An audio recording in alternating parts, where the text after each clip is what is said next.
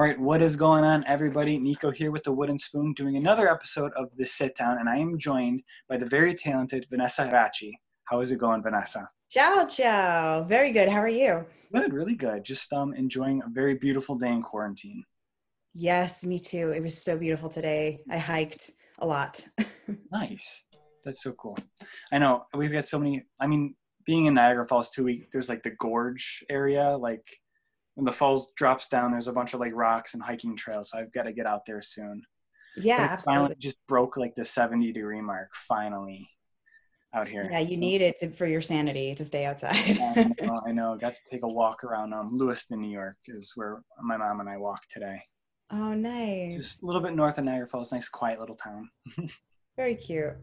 Yeah, so what have you been up to? How have you been passing time? Well, I'm trying to work out a lot to stay sane. So hopefully we'll drop some pounds after quarantine, or at least like even out to make up for all the I know. cookies and pasta that I'm eating. And then since all of my gigs got canceled, I started a live stream on Facebook Live so I could keep singing and keep everyone entertained while they're bored. So I do that every other Sunday. Tomorrow's my last one actually, because the weather's getting so nice that I'm going to shift to like a new time slot, maybe like Saturday nights. But I was doing Sunday songs and pasta and doing it at 3:30 on Sundays when everyone makes their pasta. So yeah, so were you like cooking and singing? Like, what was the kind of the theme of the live streams?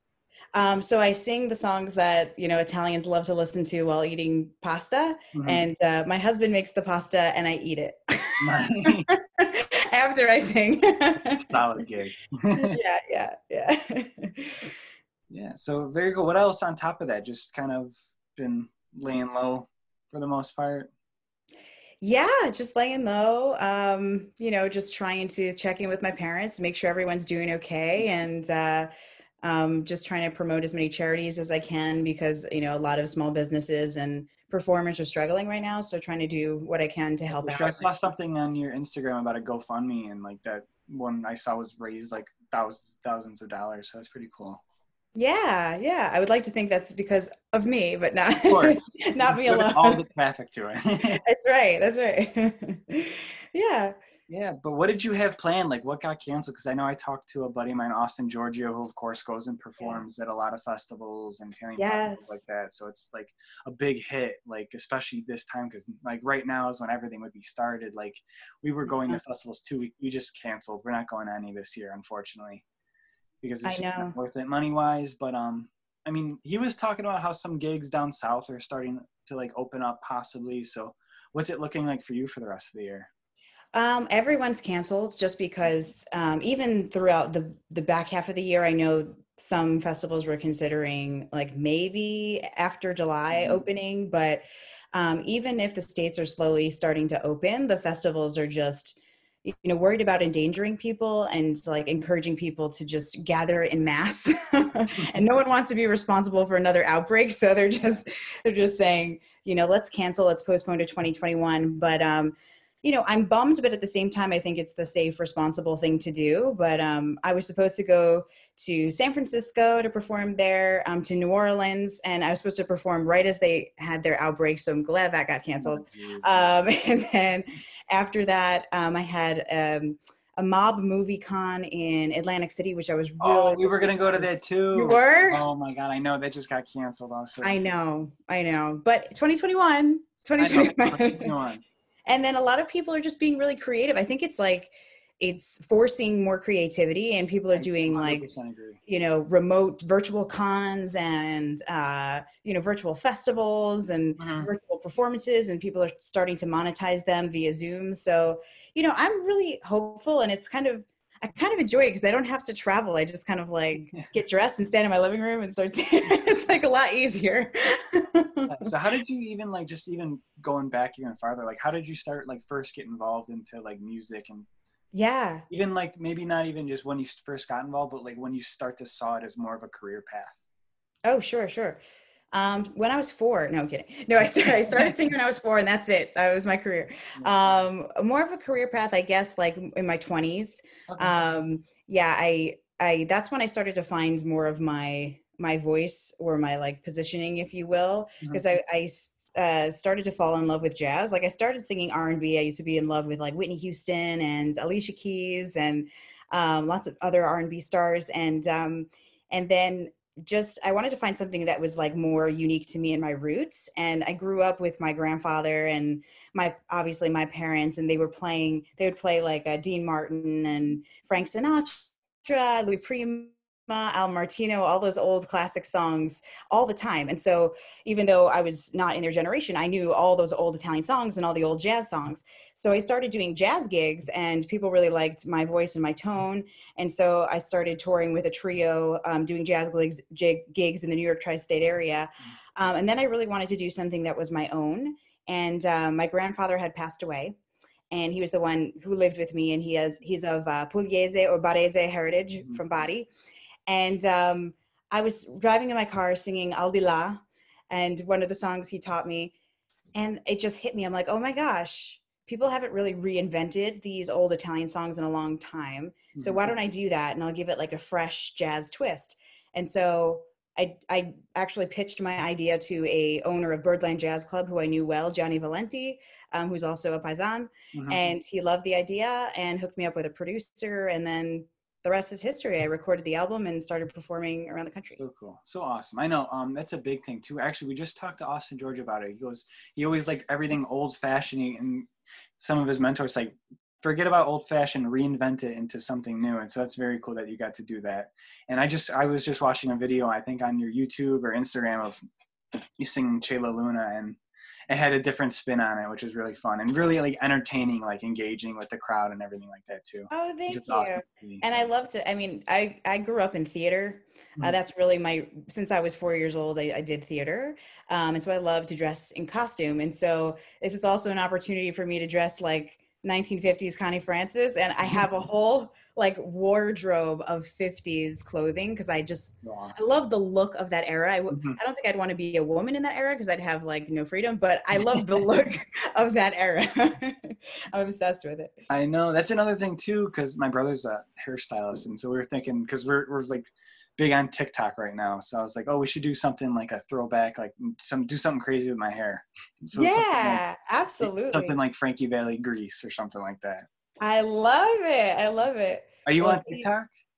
No, I need to get on TikTok. Yeah, you definitely need to get on TikTok. I know. I'm a little like, I'm a laggard with that one. No, I think because especially some of the old songs, reinventing them new, that's kind of like the trendy thing to do. Oh, good to know. I think you'd kill it. We'll help you out. We'll get you on TikTok. All right. You've definitely motivated me to do that. I'm going to do it. It's funny. Like we've grown our audience. Like I think it hasn't even been a year and we're already at like 45,000 followers. Holy shit. Doing what? How did you do it? Just really stupid videos on TikTok. Oh, wow. Yeah. So you actually have talent, but other than me, so I can't even imagine where you would be. But I feel like people enjoy watching stupid videos more than like real serious things. So I'll have to come up with something stupid. But you know what? Maybe I can like dress up like Sophia. Yeah, I was just gonna say you had the wardrobe. Do something crazy. Yes, and Connie Francis, and I'll just like, maybe I won't even sing because that might be too serious for people. But maybe if I just like recreate famous lines from Italian actresses. Yes, very cool. Maybe I can do that. Yeah. So have you always been in New York City? Yeah, I guess the past 2 years, and I've always lived in New York in Westchester. Oh, very cool, very cool. So I saw, especially on your Instagram too, so you've got to meet people like Chaz Palminteri and crazy big celebrities like that, right? Yeah, Chaz Palminteri, Dominic Chianese, Cool. Lena Prima, who's Louis Prima's daughter, Dina Martin, who's Dean Martin's daughter, and I've gotten to sing in their presence, and hang out with them. So it's pretty cool because I feel like I'm living my grandfather's dream. I'm like meeting all of the legends' children. So that's so cool. Who is one of the coolest people you've met, or maybe somebody that's kind of struck you by surprise almost with that?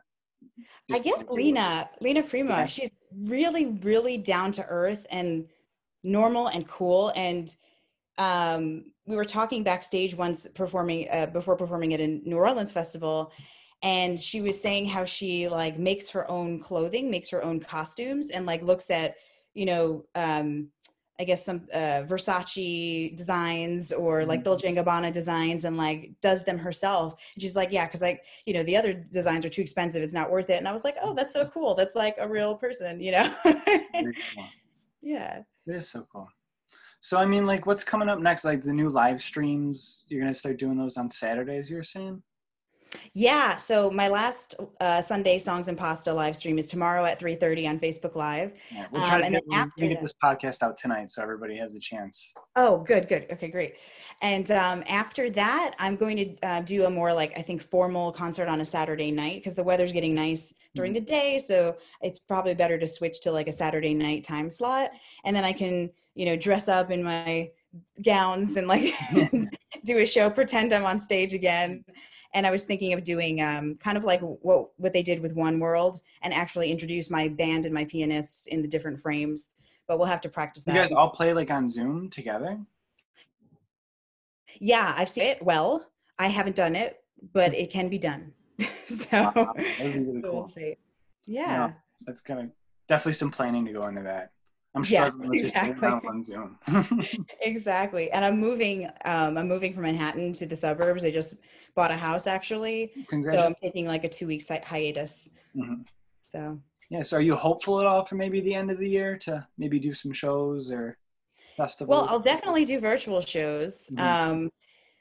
In person, to be quite honest, like that would take a lot of convincing to get me to do it. Even though I really want to perform in a club again and hear the applause of an audience, I don't know if it's worth the risk. Mm-hmm. Like maybe if I don't know, if I'm like on stage and isolated from people and everyone's really far away, but we'll have to think about it.